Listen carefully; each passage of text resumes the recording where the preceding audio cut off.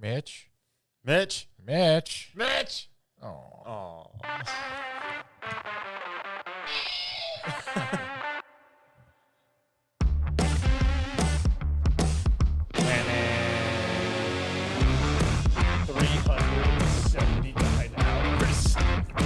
a lot of entertain this. It's a lot of entertain this. It's 100 years of entertainment. Hello. Welcome to Entertain This. My name is Hayden. With me, I have Tom. Hi, Tom. And Mitch. Do we have the crickets button? Bueller. No, that works too. That works actually. Bueller. Mitch. Bueller. I think he's homesick. Unfortunately, Mitch is out sick, but we don't need him. He's caught the bronchitis. He doesn't do anything for this podcast anyways. No, he doesn't. Nah, he just sits there and just wheezes. So, but before we get started talking about what we're going to do for this special episode with me and Tom, social media, crap. Mitch. Hang on, let me see if I can, let me see. You gonna call him? He's not gonna answer. Maybe he'll answer. We are live with Mitch. Mitch. Dude, what's up, man? Social media, Mitch. EntertainThisPodcast.com. Take to our Facebook group and page. We also have our Twitter, which is @ThisEntertained. Our Instagram is entertain.this. Patreon.com, entertain_this. Good We have job. TikTok and YouTube. All right, go back to dying, Mitch. That was Mitch. Thanks, Everybody. I appreciate it. Thanks, bye. Bye. Well, Yes, we're the kind of friends that will call you on your deathbed to ask for something. it's just like Mitch is like, what do they want? Mitch, social media. Well, you go to entertainthispodcast.com, which will take you to all of our. You did a good job. You didn't miss a beat. Yeah, and that wasn't planned. That was just on the spot calling him. Good job, Mitch. I hope you hear this and when you're feeling better and get a little giggle. A little chuckle, perhaps. All right, so we had a whole thing planned, obviously, for three of us, and then Mitch Decided to contract bronchitis. right, and he's like, I'm not going to make it. I'm not going to be able to go. The world is ending. So, and my phone has an update. I'll turn that off now. Mm-hmm. So, Mitch just texted us. He just said, y'all are so dumb. all right, tell him he can't be part of this podcast unless he's here. Yeah, you can't be part of the podcast unless you're here in person. That's how this works. But unless you're a listener, feel free to comment on our social media. Because they can hear us doing this right now. Yeah, but I mean, for future episodes, if you have any things you want us to discuss, that's the best way to talk to us, entertainthispodcast.com. Mm-hmm. All right, so what me and Tom are going to do, we're going to talk about the new Call of Duty update. We're going to talk about the latest episode of Last of Us. Obviously, the Justin Roiland news debacle is an interesting aspect. And we're gonna kind of freehand this mess. Do a little bit of our own thing. Yeah, let's see what happens. Some wild, crazy shenanigans. Just two guys hanging out, Well, doing a show. We don't have the heavy Iron Fist controller of Mitch McGee here anymore. So if it goes off the rails, well, It goes off the rails. It's going to crash in the woods, get a heavy wrecker to pick it all back up. yeah, let's see what happens. All right, let's start with Call of Duty. So when does Season 2 start? Hang on, I'm trying to get this up. What is it? I think it's February 15th 15th is when the Season 2 officially starts. What's the biggest change for Season 2? There's a lot of changes, like quite a bit. The Resurgence map is probably the biggest. So the Resurgence map is coming in. They already released some points of interest. One of them was Castle, which I'm assuming will probably be a fan favorite because it has, I'm assuming, chest-high walls that you can hide up on top and shoot. But and probably like only like limited points of entry, so you can kind of barricade yourself up there. I'm sure it'll be a camper's paradise. Bring your tents. Except for the fact that it's Resurgence, so people just rain down. So yeah, it'll be nonstop. So it'll be a difficult spot to hold. One big thing that's happening is the 1v1 gulag is now coming back. They're getting rid of the jailer. Really? So no more 2v2, which I kind of like the 2v2. I kind of like the 2v2 because if you sucked or like you got wiped and you still had a teammate and it was a 1v1, you still kind of had a chance. Do you think that it's the streamers that are causing all these like drastic changes from the? Yes, because from what I've seen, when they released like a whole bunch of the updates of what was going to happen, a lot of them were happy. I hate it. Like FaZe Jeff was happy, Stone Mountain was happy. This is the best I've been playing Call of Duty ever. I know we've been doing really well, and they're changing it all. They're just going back to Warzone 1 stuff. They're making it faster. So the loot system's changing. So they increased the lowest value of cash piles from ground loot is now being increased to $800. Really? So While cash registers now provide a minimum of $500, which is up from the previous $100 base minimum. okay. Which, I mean, I get it. Like, I'm not mad about that, them increasing the cash pickups. Yeah. Because, let's be honest, it's really tough to find money. Yeah. Especially when you come back and it's just you and you're running around looting for your life. Well, and it's like, how much money do you have? $34.62. The problem isn't so much that it's hard to find money in the beginning. It's hard to find money Late game. because like if you come in late and you're trying to get your friends back, you're the only guy that survived the gulag. There's pretty much nothing you can do. You can hope for a most wanted. Then like the cards have to lay perfectly for that. You need a vehicle. You need enough distance from points of interest in order to pull off was it 3 minutes for most wanted? Yeah, I think it's 4. That's a long time. It's 3 or 4 minutes for everybody to know where you're at and want to kill you. Not to mention like if you want to try and just loot and stuff, because what they do that resurgence thing or like the crates are like closed and stuff again, right?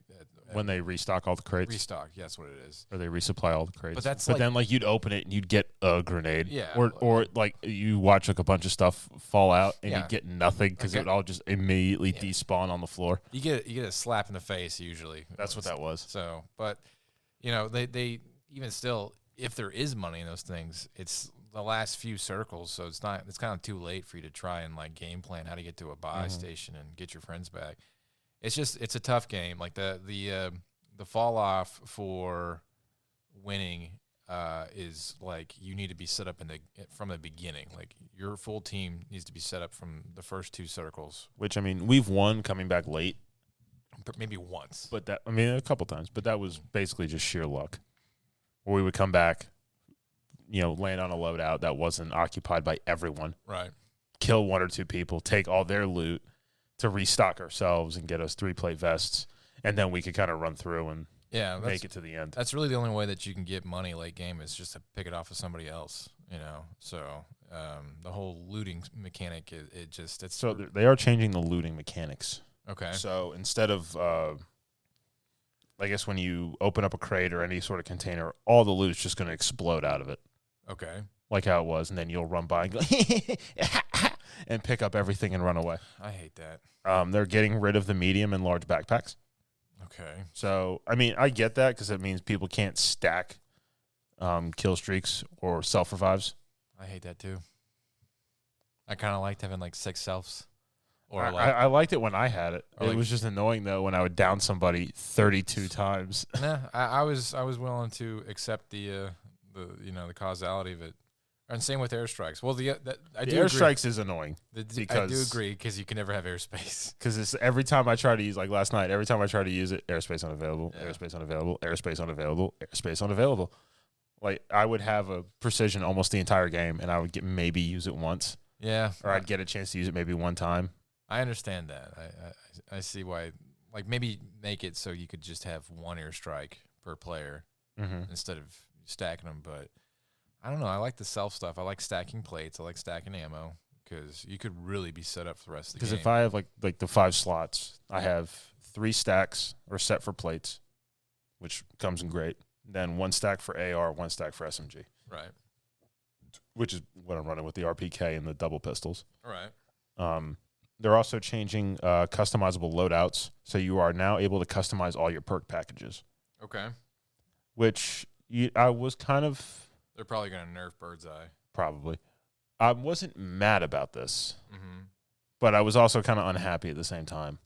I was very indifferent.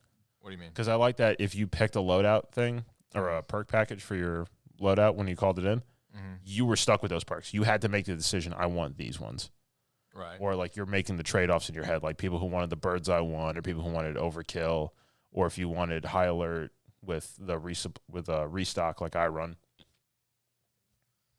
Well, because I don't know where these are going to fall in place with each other. I don't know. I do like the idea. First off, are they ever going to fix Ghost? Because I've never. I don't think Ghost works. Are they going to fix it though? From what I heard, they are going to fix it. So the price has been dropped as well for the loadout drops for individual squads to make it just a little bit easier to get. Because in trios, it's what, $24,000 instead of the $10,000 like it used to be. Yeah, yeah. I mean, I kind of like the idea of it being. You either had expensive. a lot of money to get it, or you had to wait for the drop and fight your way to it, or hope it landed close. I liked experimenting with ground guns. Seeing what works and what doesn't. Because I mean, the ground loot wasn't bad. No. You could be competitive with some of those guns. Yeah, I like that, and I like because it forced you to learn the different kind of gun mechanics. Now everybody's just they're gonna play just to get to the guns they're comfortable with that are already going maxed to play out. to get their own loadout. So it's just going to be dudes with RPKs and Fenix running amok. Yeah. Or the double automatic pistols. Yeah. Yeah, I don't know. I really enjoyed the layout for the new Warzone, and it sounds like they're just going back to basics, and that sucks. Were their numbers really hurting that bad for this? That they just gave in? I mean, I don't think the numbers were hurting bad. I think it's just this is what people wanted. Well, the loud people, the streamers. This is what loud people wanted. The streamers. So then again, Warzone 1 had come out, the original one, and it was great. It was perfect. right. Like, don't mess with it. And then they did. Mm-hmm. And it just got progressively stupider and stupider and stupider. Yeah. That being said, even if they change the gameplay mechanics, at least the map is still fun. I do like this new map a lot. It's maybe not as good as Verdansk, but it's a way better than Caldera. So there'll always be that, and hopefully they don't just do a bunch of stupid Fortnite crap where they have all this holiday events that change the game and make it annoying, like zombies and what is it, Krampus? Remember when Krampus was in there? That was so bad. Yeah. So basically, Warzone went downhill when they integrated Cold War. Yeah. And the DMR could kill people across the map with 2 shots. And the hacking was running wild. Well, the DMR's back apparently. Have you seen that video? They buffed the DMR recently, and it's I think it's 3 shots for full plates now. To down? To down, yeah. So yeah. I don't know how I feel about that. I'm getting flashbacks. But that being said, I think we'll still have plenty of fun playing the game, and as long as I get the marketing strategy for Warzone itself being free, and then they want to implement mechanics from future games that come out, like when Cold War joined the original Warzone. They were trying to get you interested in buying Cold War by, if you get Cold War, you can level up those guns faster, and and just playing regular Cold War multiplayer because it took forever. Right. I mean, it was worse with Vanguard. Vanguard was like you could use one gun for 2 years and you still wouldn't max it out. I was barely playing at all, even Warzone when Vanguard was out. It was just such a bad game.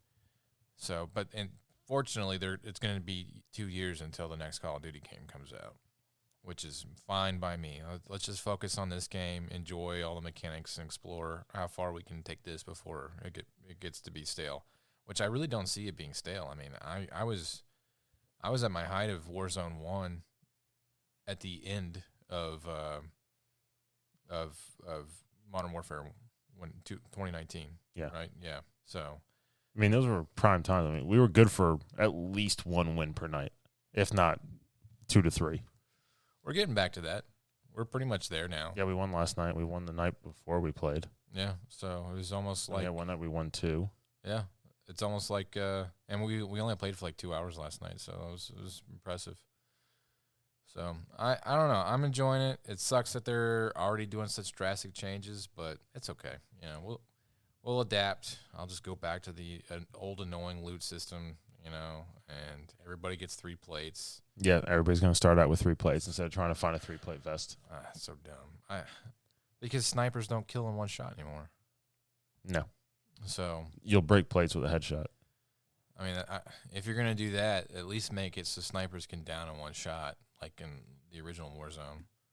Which, I mean, if you hit a headshot with a sniper, you should down them. Exactly, because it's such a hard shot to pull off.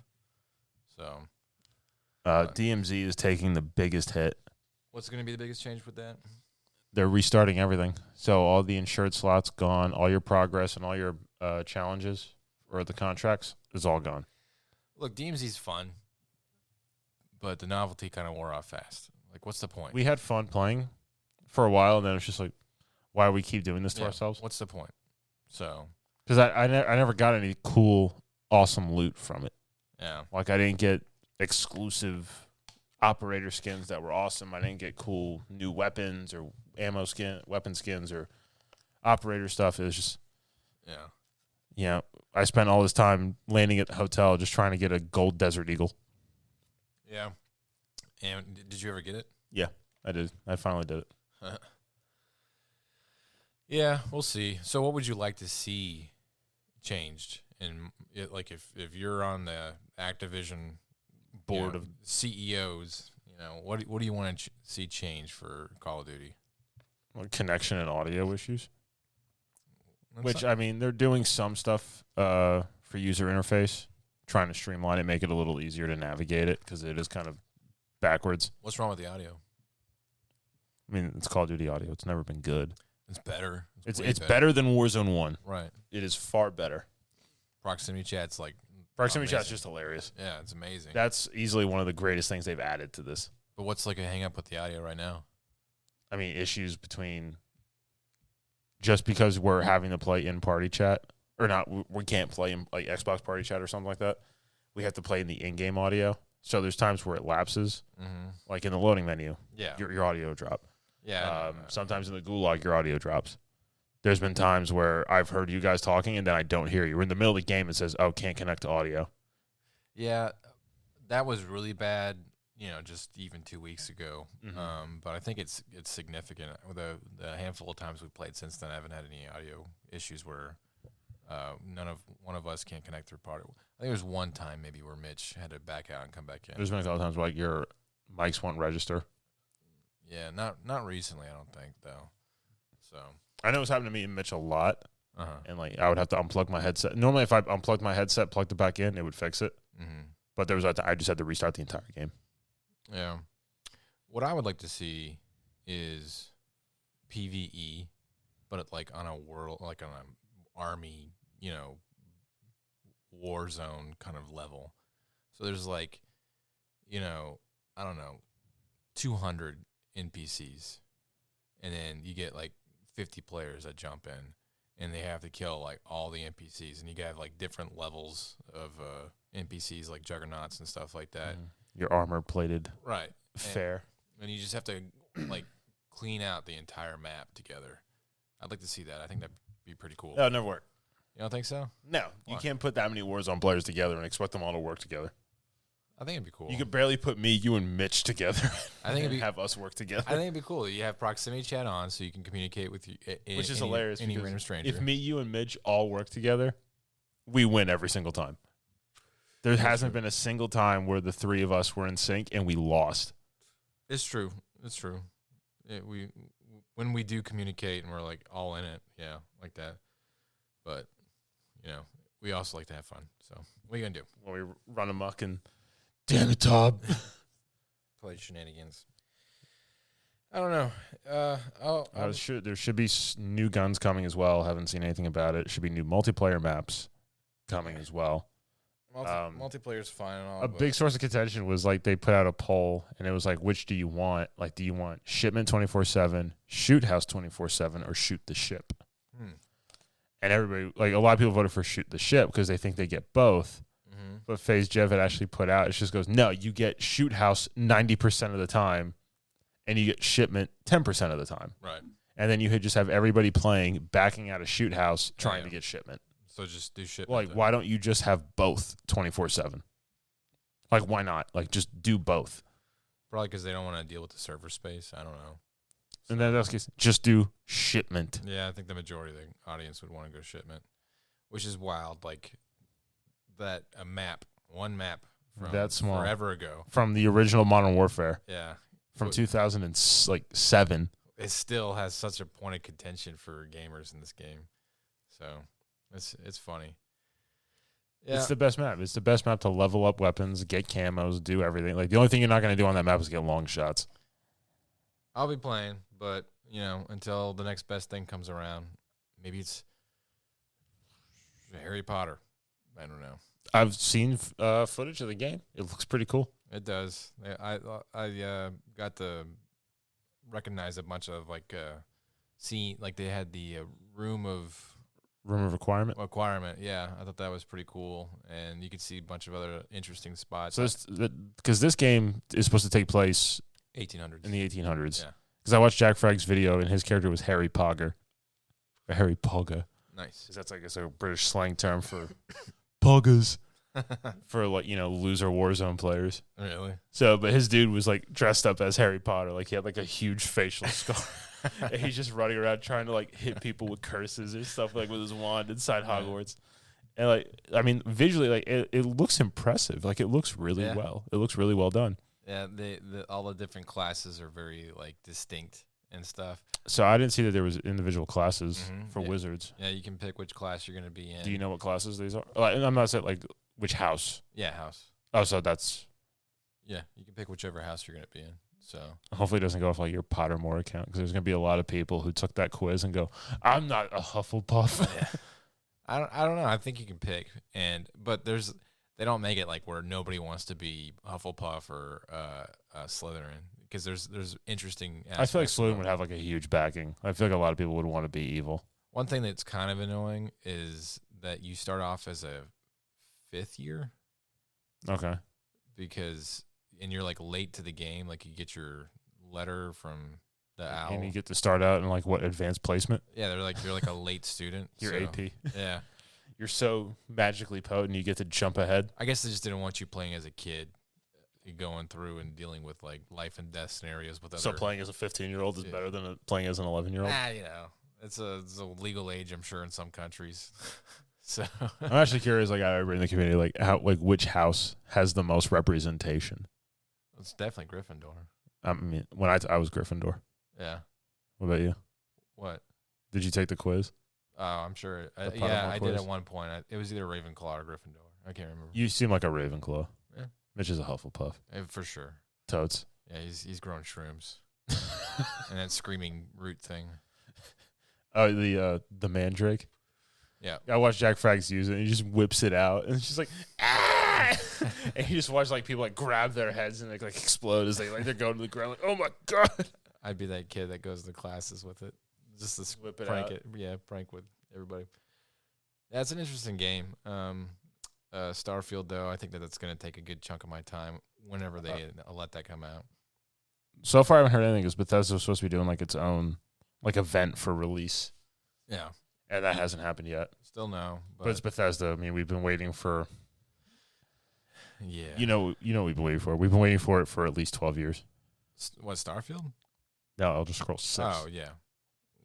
Yeah, has it been 12 years since Skyrim? Yeah, Skyrim came out in 2011. Man. Yeah, Skyrim will be old enough to vote by the time 6 comes Skyrim's out. going to have a job. Yeah. Has a beard. Exactly. It's got a car. They're going to have to do at least 2 more remasters of Skyrim before the 6 comes out. Oh, yeah, whatever new it's already out on the new consoles. Is it really? Yeah, they've done it. That's so stupid. They just, people keep buying it. It's Skyrim. It's such a great game. They're just you're going to keep paying money. But in early May, though, I will be taking a week off to play Starfield. Tears of the Kingdom.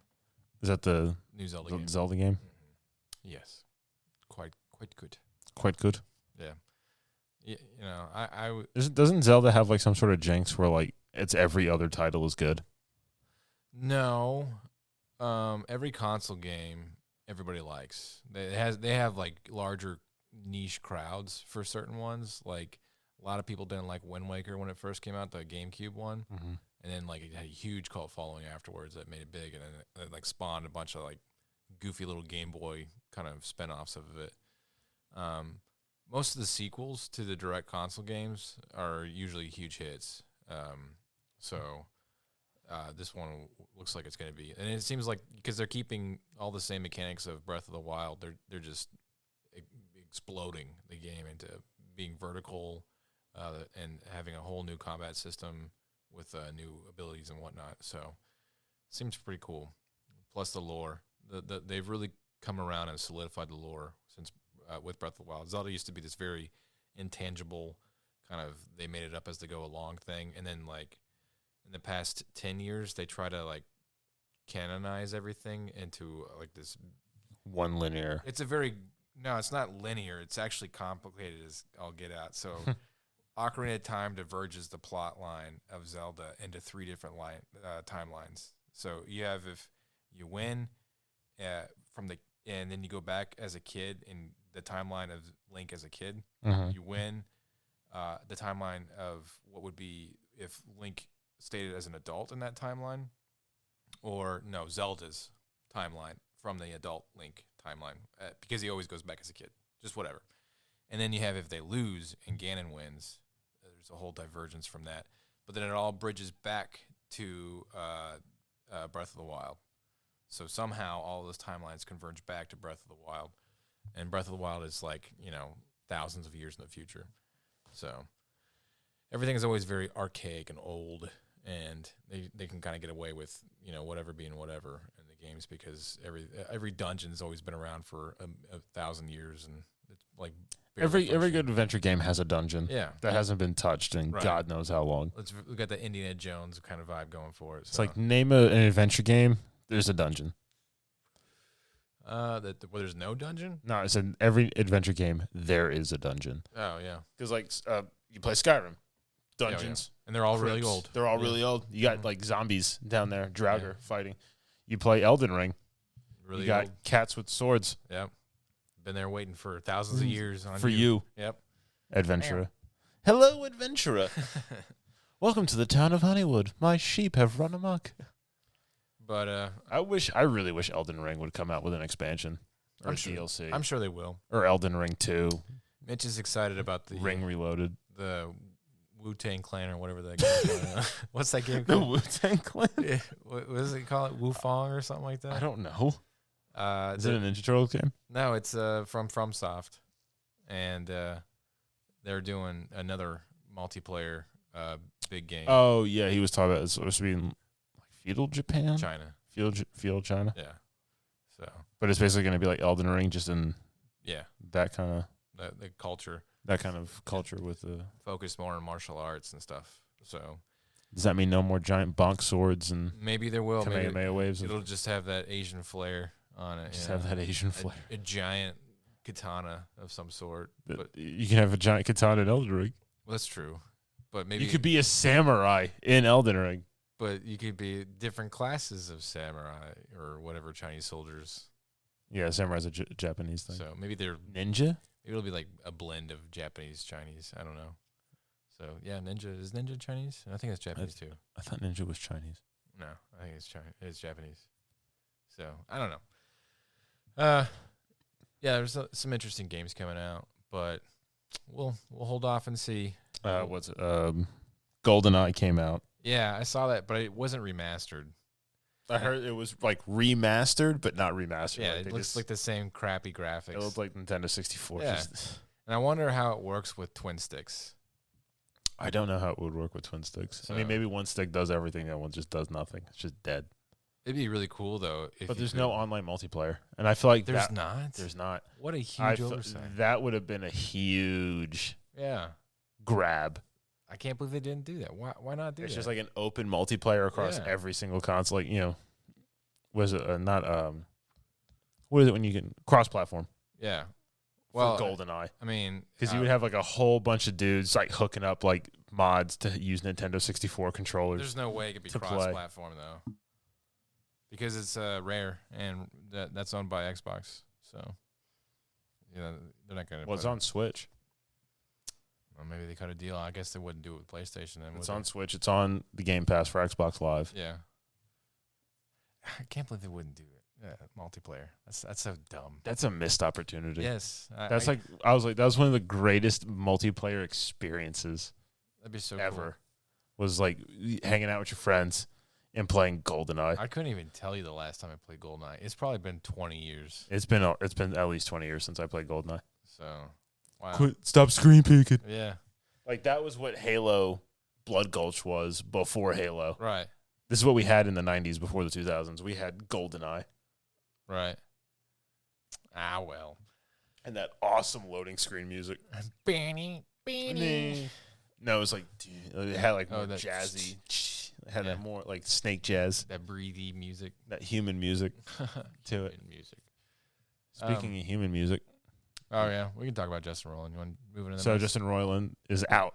Yeah. Cut all ties. Have you read what all happened? I haven't read too much into it. I remember seeing the article and I told you and Mitch about it. So let's find a good article about this. So the gist of it is Adult Swim has cut ties with Justin Roiland, who is pretty much the brains behind Rick and Morty, over domestic abuse charges. Because apparently he was charged with felony domestic abuse. Well, to be fair, it was a 16-year-old girl that he was like harassing. So okay, yeah, he's probably done. He's probably done. Everybody was like, there's on one camp, people are like, oh, you canceled him before he's actually charged.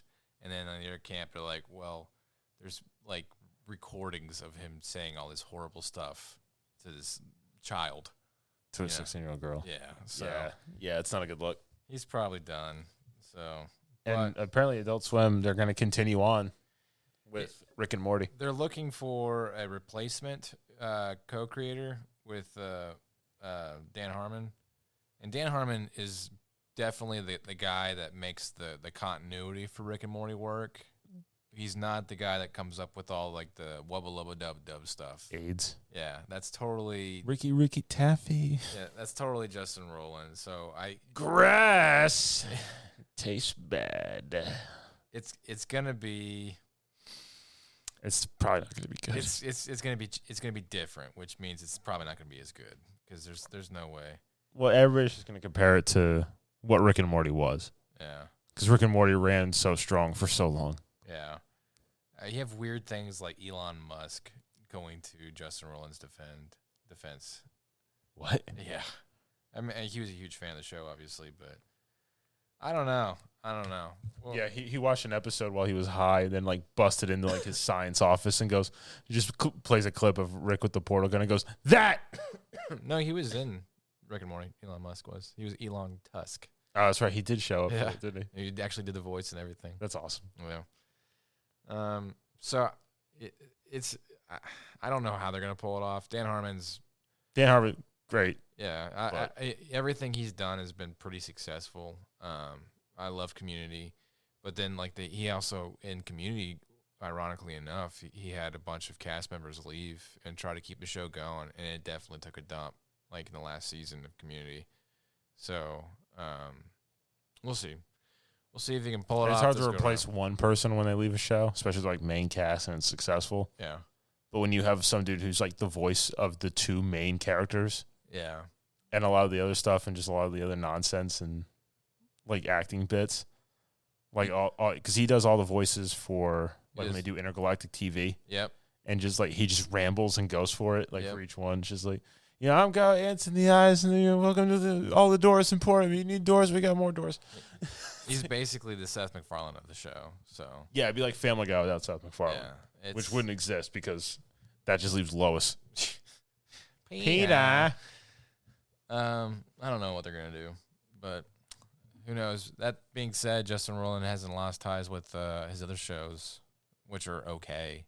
I mean, if you want to see what Rick and Morty would be like without Dan Harmon, just watch Solar Opposites. It's like a kind of bleh version of Rick and Morty.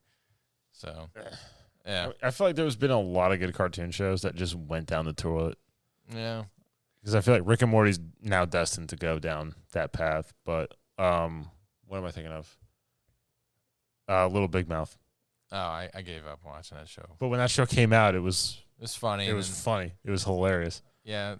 And then like they started like giving into like guidelines, and like some people had left, and it just went down the toilet. Yeah, well, I don't care. I had a hard time caring about that show, even when I kind of liked it. You know, I don't know why the animation and like the design of the characters like bother me for that show. You know what show has great animation design? What? Koala Man. Oh, you like that? Koala Man. I watched one of those episodes. It was okay. You gotta watch like the whole thing, because like the first episode with the bins. I don't even remember that. Yeah, isn't that the first episode because he forgets to put the bins out? Oh yes. And like the trash monster flower guy like goes crazy because he's not getting a steady stream of garbage. Yeah, that's stupid.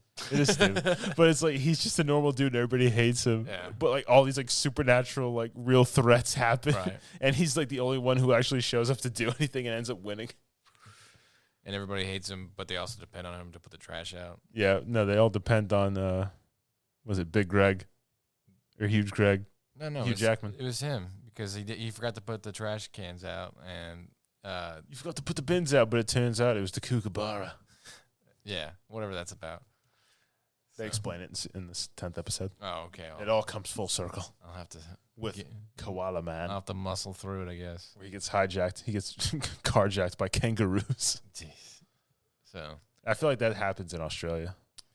Yeah, probably. I mean, Australia seems like hell on in earth. a bizarre future where the United States doesn't exist. And Nicole Kidman's the queen of Australia. That's right. She is from Australia. She's barely from Australia. Is she from Australia? Yes. No. Yeah. And her like huge forehead. Yeah. She came to America when she was like an aspiring actress. So, you know. Yeah, well, I mean, it worked out for her. So she's probably like. She was in a Batman movie. Yeah. That's about as high as you can get. I forgot about that. She wasn't a Batman. She didn't do anything special, though. She was just like the Is sort she the of one love with Val interest. Kilmer? Yeah. I think, right? Yeah. So I'm trying to think how it goes by like Batgirl women. No, she wasn't she wasn't a bat person. No, she wasn't a bat person. Bat person. Bat person. That's the 2023 bat.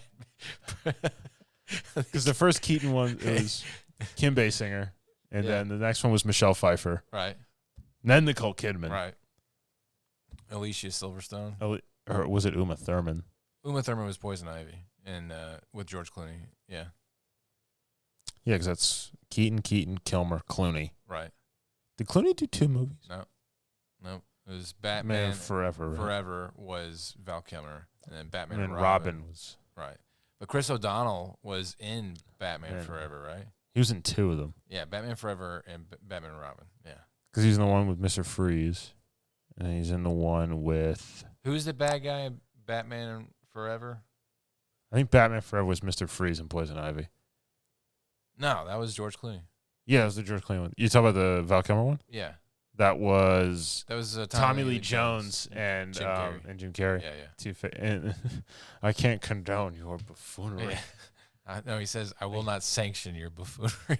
Like it's up to him. Yeah, like he's like a freaking Senate judge or something like that. I will no longer sanction you. Have you read about like his interviews? Yeah, he's like the hardest guy to interview. Like it's like obnoxiously terrible. It's like, why would anyone want to talk to you? I think that's the way he likes it. You know, he just doesn't want to be bothered with like press junkets and whatnot. So, yeah, because he did a thing for Men in Black and like made a guy cry or something like that. So apparently, he's made a lot of people cry. I'd love to try.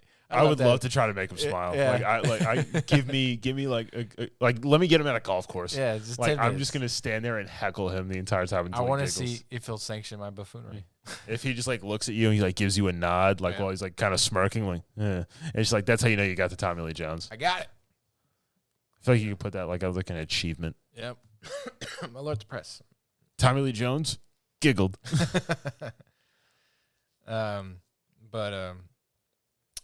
Let's see. We were going to talk about Call of Duty. We talked about. We did. We talked about the Justin Roiland thing. Oh, Last of Us. Last of Us. We just watched it. We watched it. The new episode. There's a lot of stuff going on in that episode. Lots of manly beards and kissing. And hairy chests and manly beards and man kissing. love. Man love. And Ron Swanson. Sure. Ron Swanson. I'll say this about Ron Swanson: if he's gonna be gay, he's gonna find another beard to be gay with. So, and he did it. The beard has to accept the other beard's masculine qualities. They like intertwined with each other like vines. Okay.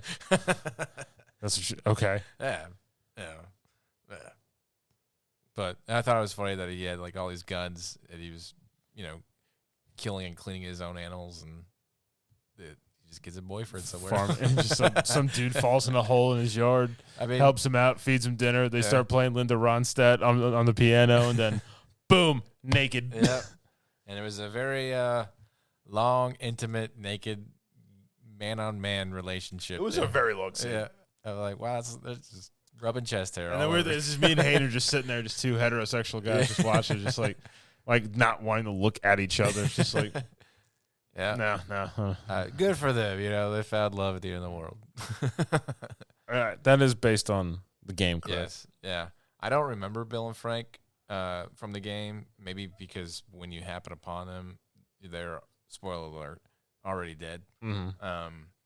But we basically had an entire hour-and-a-half episode of their backstory, of their entire life story together, and then they die, and then maybe a couple weeks later, Joel shows up with Ellie. Yeah, but he hits the gold mine though. He's got all those guns and survivals. But he doesn't take any of them. He doesn't. There's at least 24 weapons and assorted ammunition for all of them. Especially for high caliber stuff. I'm sure he takes some stuff. Because all those clickers with their and the mushroom cauliflower blue waffle faces. Right. The M1 Garand, that's 30-06. That's going through it. Yeah. Yeah, that is a high speed round. Yeah, what you did it with 5.56 in the last episode. Yeah, but you had the option to shoot somebody with 5.56 or 30-06. Sure. You're going 30-aught. For sure. Well, you could definitely be a little bit more automatic with the M4. Well, it's 8 rounds. And you get this very satisfying ping. Yeah, the ping is nice. But crowd control, though. If you have a horde of them running at you, just shoot for the knees, man. Full mag. Full auto. Yeah.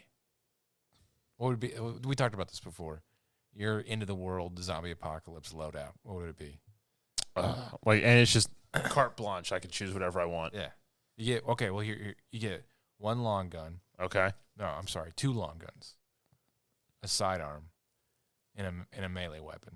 Okay, I got melee, sidearm, 2 long guns. Mm-hmm. I'd probably do a Springfield. Okay. The 1913. Yeah. And 30-06. Okay. Actually, what's my ammo parameters? I have to find it, or am I just good? It's the end of the world, so yeah, you have to find it. All right, yeah, then I'll do that one because in my head I was like, the Car 98, but that's 8mm Mauser. That you're not finding that anywhere locally. No, unless you find some scavenger survivalist or World War II buff. I think I would do, but I would definitely go for a bolt gun. Nah, I would go for a bolt gun, or I go for lever action. No. Well, how many bolt action weapons do you see, Jam? Okay, but. Take care of your weapons. Well, yeah, I know. Take care of your weapons. But I'm also talking long-term service and use. All right. Especially where materials to clean said weapons and... All right, but are you going to find parts to replace those bolt-action weapons easier than you would for, an M4 platform? Most bolts are based on each other. Okay. All right, so go ahead. You have a bolt-action, you said 30-06? Yeah, Springfield from World War I and II. All right. And then your other one, what's your other long gun? I'll probably do an AK. Okay. And then what's your sidearm? Ooh, I'd probably do a Glock.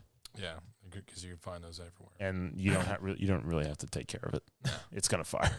Right. And then melee weapon? Ooh, melee weapon. Definitely some sort of pole arm, perhaps a pole axe. Okay. Or a warhammer. So you're gonna run with 2 long guns and a pole arm. I'm not saying I'm using them all simultaneously. Unless I have that bizarre loot system where I could carry X amount of stuff and have no cumbersome nonsense whatsoever. I don't know. But look at this. If you have like a long halberd or something like that, or like a warhammer, you have a hammered edge for blunt force trauma. You have a spike off the side or bladed off the side. So you want something with reach. I have range. I have plenty of maneuverability because I can use both hands. Yeah. And then you also have the pike off the top of it, so you can also jab. Because if Okay. I'm on top of something and they're trying to climb up, I could just poke them in the top of the head with the spiky bit and kill them. So I'm thinking more like Aluminum baseball bat. no, not even that, because You would get that good ding if you made contact. that is true. But if you want range and you want something practical that you can draw in an emergency situation, because everything, and I'm assuming this is a zombie apocalypse or a clicker. Let's go fungal. with zombie apocalypse. Okay. Where all of them are like, within melee range or grabby range. Mm-hmm. So why not draw from the hip like a sword? You have to sharpen it. Yeah. You have to maintain it. Yeah. You have to oil it. Okay. Just like There's everything a lot else. of stuff that goes with What else are swords. you going to do in the apocalypse? I don't know. So, Make sure your teeth don't fall out. yeah. Looking for toothpaste and sharpening your toilet sword. paper. Yeah. Sharpening your sword. So I would have Is that what the kids call it now? I would have an M4 platform, and I would have probably an ACOG on it, so you get decent range. See, I feel like I'd probably go with the AK platform. I don't think so, because all you're doing is poking holes in people. What are you trying to defeat? What armor are you trying to defeat? It's not that I'm trying to defeat armor. Well, armor on other people. If you're in that situation, If it becomes that. even still, it's Well, like just the reliability of the weapon. I think it's 3 rounds of 5.56 defeats a ceramic plate. Yep. But I mean, 7.62 and 5.56 are roughly in the same abundance.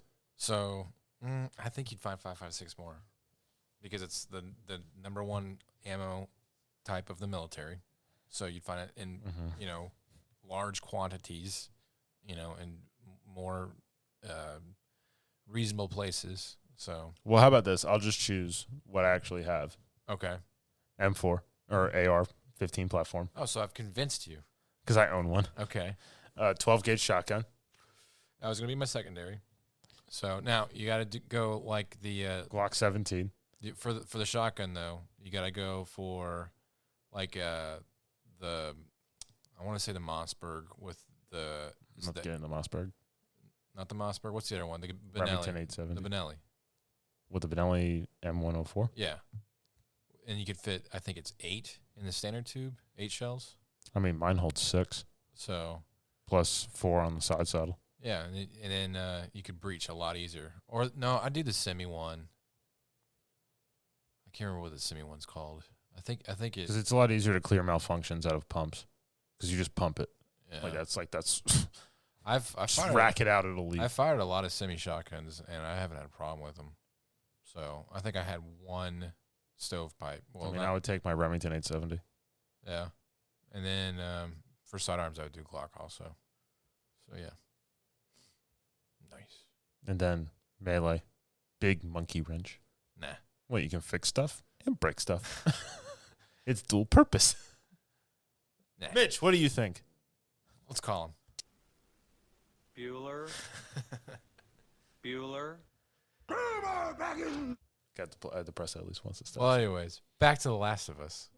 So, what do you think of the show up to this point? This episode was definitely a different lull. feel than the It previous. was a stuff. lull.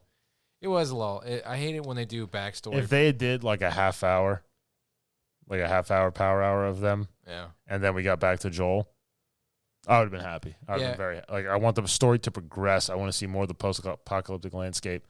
Yes, them together was nice. That was very touching. Not an hour and a half of it. Yeah, I just don't like it where you go backwards in a story for no reason. Like, it's cool that Joel got all that stuff and was able to continue the real story, the overarching The plot, for the season to continue forward. But I didn't need it. They could have just found a note that said, "We killed ourselves. Take our crap," and then that'd have been enough. Mm-hmm. But you have to feel for these characters, and all it amounted to was just a sad feeling, so to speak, and it just was kind of a distraction from what was really going on. So yeah, I don't know. I mean, there was some like touching heartbeats here and there where like he's reading the note and He gets the test. Yeah, and it tells him to to protect her, and she's already dead, kind of thing. That was some heavy stuff, but the payoff I don't think was worth it. So, but it's still a really cool show. Still no clickers, like that. Well, they had one in the last episode. I saw episode 2 where they really got involved with some clickers, but you'd think that there'd be more of that, more action in this zombie world. So maybe they're finally kind of getting to that, where it's going to be kind of nonstop grind for the rest of the show. We also didn't watch the trailer for episode 4. Oh, we didn't? No, we didn't watch it. They put one out right after? Okay. Well, maybe we'll be pleasantly surprised. Maybe we'll get to his brother. Because there's, 10 miles outside of Boston in episode 3? And they're heading to Wyoming? Yeah. That's so. On one take a guess. How many episodes is the season? I think it's supposed to be 10. 10 episodes? Okay. Well, I'm hoping. Maybe I'm imagining it'd be 10. Maybe they'll get to I don't know. Episode 5. We're close. Maybe. There'll be a whole lot of on the road again kind of things. Well. Yeah. It'll be like old Game of Thrones where it took them the entire season to get somewhere. Right. And then late Game of Thrones where it took them two cutscenes. Well, they discovered the location so you can fast travel now. They had unlocked fast travel. Yeah. So. Yeah, well, I'm still invested in the show. I watched also Shrinking with Jason Segel and Harrison Ford, and I really like that show. That's not a pair you hear every day. They weirdly complement each other very well because Harrison Ford is what I aspire to be when I'm old. He just doesn't care about anything. He's just disgruntled, and he doesn't want anybody close to him. He doesn't want to be vulnerable around people. He's just Harrison Ford. Yeah. There's this one part where Jason Segel's mocking him. He does the Harrison Ford point, and he does it so well. You belong in a museum. It's he did the point. It's perfect. He did it. But it's a really good dramedy kind of show. Only on Apple, but I really enjoy it. So if you're into that kind of mash, turn on the cry switch, laugh switch kind of thing, then maybe it's. It was enough when I watched MASH. I've seen every episode at least 3 times. So then you'd probably like this. So I watched a movie. What did you watch? I watched Narvik. What was that? It's the #1 movie on Netflix. Narvik. It sounds like a it was released this month here in January 2023, the year of our Lord 2023. It's about, I guess, the Battle of Narvik during World War II with Norway and Germany. So it's not an English first language. No, they have English dubs, and then you have the English subtitles. They are not mutually exclusive. What do you mean? There's what they say, there's what their mouths are saying, and then there's what you're reading on the television. Oh, okay. So, if I knew German, if you knew German, if I knew German and I was listening to them and reading the English subtitles, it wouldn't translate. Well, no, German and English translate pretty well. They're actually pretty close. Norwegian to German to English, or Norwegian to English, I think is a little bit more of a stretch. But they all have that weird, fake Viking, really, Pokemon thing. What? From the first movie. What Pokemon thing are you talking about? Fasten, you could say Farfignugan. That. It's this is Norway. We are going to defend our town. That kind of weird high pitchy thing. Yeah, Scandinavian. We are going to take the hill and kill all the Germans. The entire movie. Yeah. So it's all about this one dude. He's a part of this German, or not, this mining, home front National Guard, if you will. Okay. He lives in Narvik. So does his dad, his wife, and his small boy. He goes to visit them when the Germans are attacking. Gets up, heads back to the base as the Germans have attacked. The commander of all the Norwegian forces surrenders to the Germans, and his number 2 guy, his XO, who's a major, just goes, "Walk with me." And all the dudes follow him, and they're just he's "Where are we going?" It's "We're going into the woods. We're going into the camp." It's "We're not freaking surrendering." And everybody's just dudes just start taking off their uniforms and running naked away. Wow. Or in long johns around, but he leads them, and then because they were having this whole thing, because there's I guess a huge iron ore deposit there, so it's a huge strategic point. Mm-hmm. But it was the first time Hitler was militarily defeated By Norway? by Norway. Wow. With help from the French. French soldiers were there. And Good the for them. English, who blew up the entire town. They were just like, YOLO. Because they killed his dad. Was the battle scenes pretty realistic? No. No? So it wasn't a good movie? No.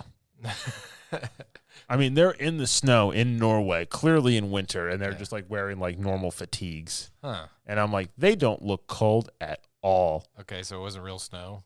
I don't know if it was real snow. I mean, there's like some breath showing. I was like, maybe this was like autumn, but I was like, you guys don't look like you are in like the biting cold of Norway. But they're I know people who've been to Norway. But they're it's actual- cold in Norway. They're actually Norwegians, though, right? So I mean, maybe to them, there's they're just T-shirt used weather to it. for them, yeah. Because like they have like the French show up and they got their helmets on. They got like hoods, earmuffs. They Right. got like huge like leather jackets with like sheepskin stuffed in them.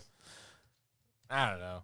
I'm kind of burnt out on all these Netflix war movies because They're not good. They're all Yeah. the same. well, I did like All's Quiet on the Western Front. I haven't. I wanted to watch that one, but Mitch watched it, and I was so pissed. It's good. You would like it. read the book. Yeah, I think you'd like it. But there's some other ones that are like not great. You know, the one with Tom Felton in it. What was that one called? Tom, Let's Draco Malfoy, right? Yeah, Malfoy. The one where he like dies. I don't remember this one. Yeah, he was Rupert Grint's in one too.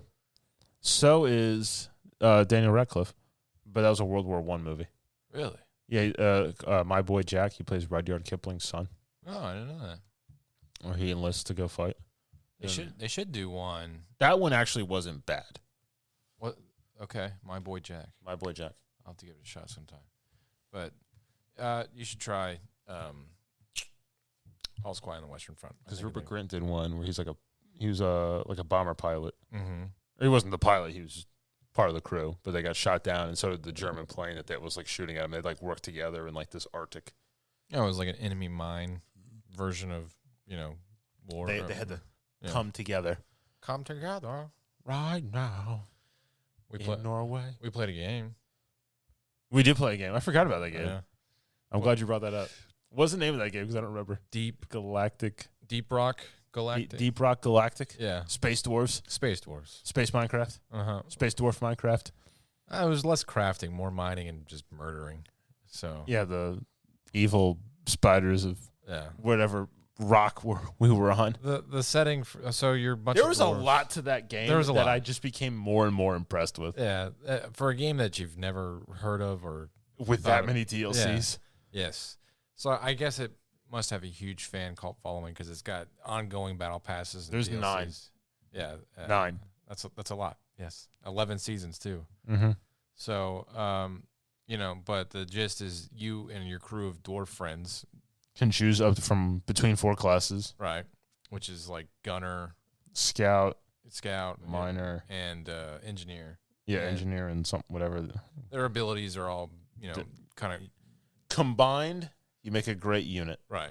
However, me, Hayden, Mitch, and Hayden's Evan. Evan combined do not make a great team because we end up going our own ways. Well, and we just kinda got get it. kind of bored because it got pretty redundant. It does get redundant kind of quickly. So, and maybe like the game will pick up in a different spot, and we just haven't hit that spot. We hit a yet. lull.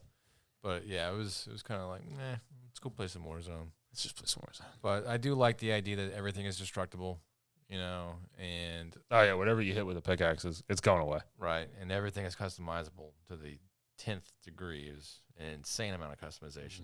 And the little dwarf space lore was kind of fun. It's like I spawned and I'm just smacking the fuzzy dice and like Yeah. you just turn it just says press X to smack and it's like smack what? And I'm just hitting the dice and like my guy just shouts, "Why is this so fun?"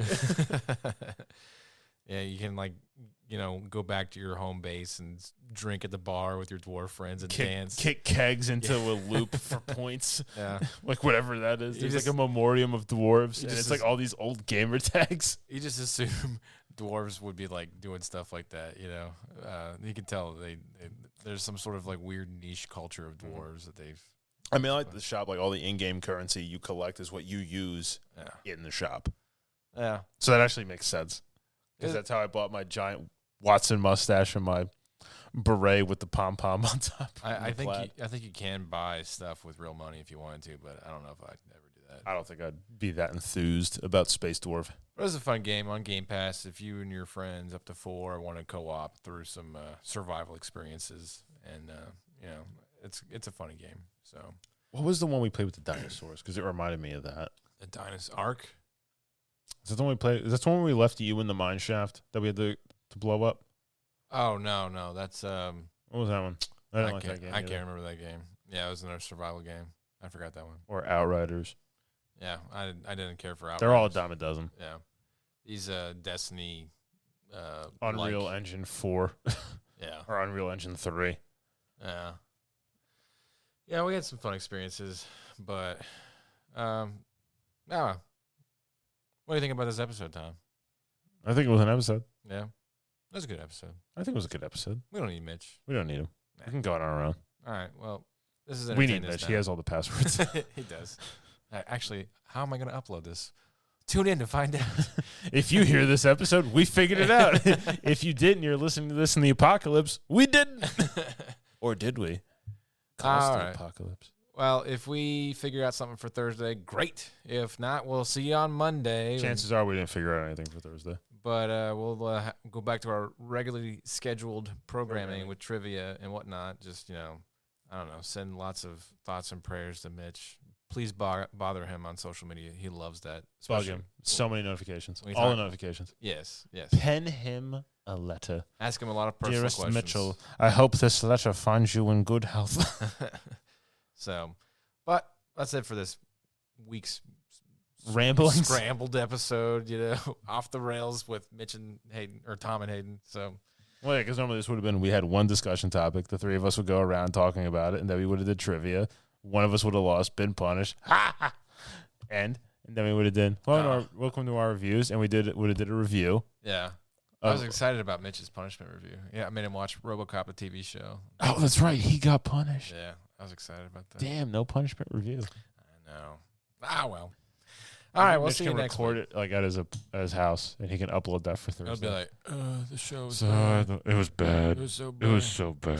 It was so bad. It was so naughty. We got to get him here where he's like angry and you can see it. Angry Mitch is Yeah. absolutely amazing. That's the best Mitch.